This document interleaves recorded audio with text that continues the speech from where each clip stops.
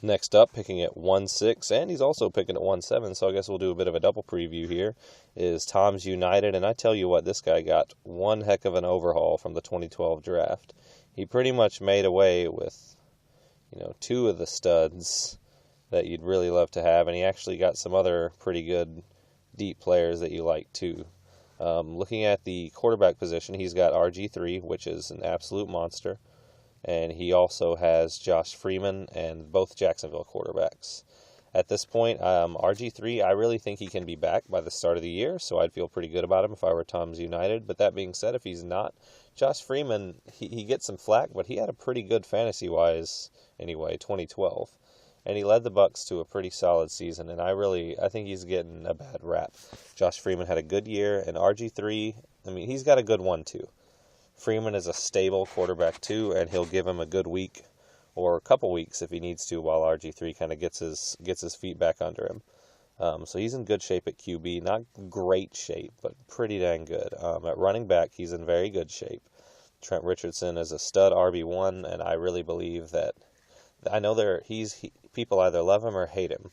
I'm one of the ones that love Trent Richardson. I think despite everything that happened last year, as bad as the Browns were, as banged up as he was, as much as defenses were keying on him, and as much as all the other players couldn't, take the pressure off him. You look at Josh Gordon, Brandon Weeden, all those guys, Greg Little, they were just making mistakes and being rookies and young players.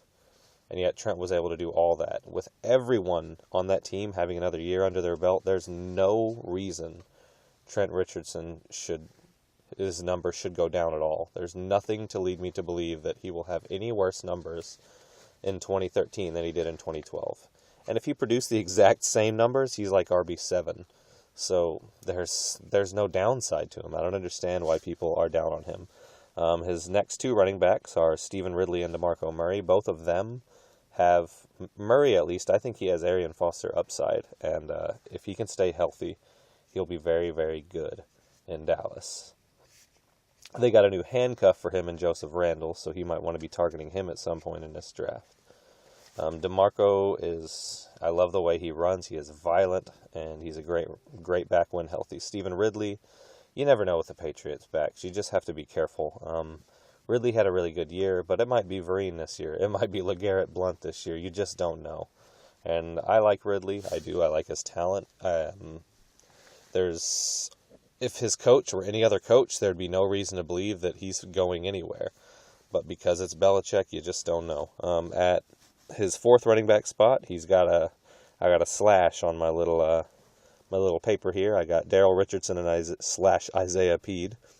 I like Richardson. I'm not a Pead guy. I never really have been, but he's got both of them. So he's going to have the lead back, it seems, until they drafted Zach Stacy and threw a wrench into everything. And I'll get more on Stacy later. But at running back, he's got a very good top three. Maybe not, super studs, but a very good top three. A playoff caliber top three running backs and a good pair of RB4s. At wide receiver, he's got Michael Crabtree, Dwayne Bowe, Austin Miles, Pierre Garçon, Michael Floyd, Brandon LaFell. I tell you what, his top four are definitely all start-worthy. Crabtree, Bowe, Miles, and Garçon, however you pronounce it. All four of them, I think, are starters. And I think he's going to have a weekly dilemma of, do I flex Austin Miles, Pierre Garçon, or Stephen Ridley? And I think I'd probably go with Ridley, and I'd probably start Trent Murray and Ridley, and then Crabtree, Bowe, and either Miles or Garçon, depending on who has the better matchup. He's got Michael Floyd of Arizona as his wide receiver 5, and that's a good 5 to have. I'm not a huge Floyd believer, but when you're not having to thrust him into your starting lineup every week, I like him. Brandon LaFell had his big chance last year, and he shined through like week 2. People were believing in him, and then he just fell off a cliff, which is what Brandon LaFell does. At this point, I don't expect anything from him. I don't know if I'd have the heart to cut him, but I don't expect anything from him.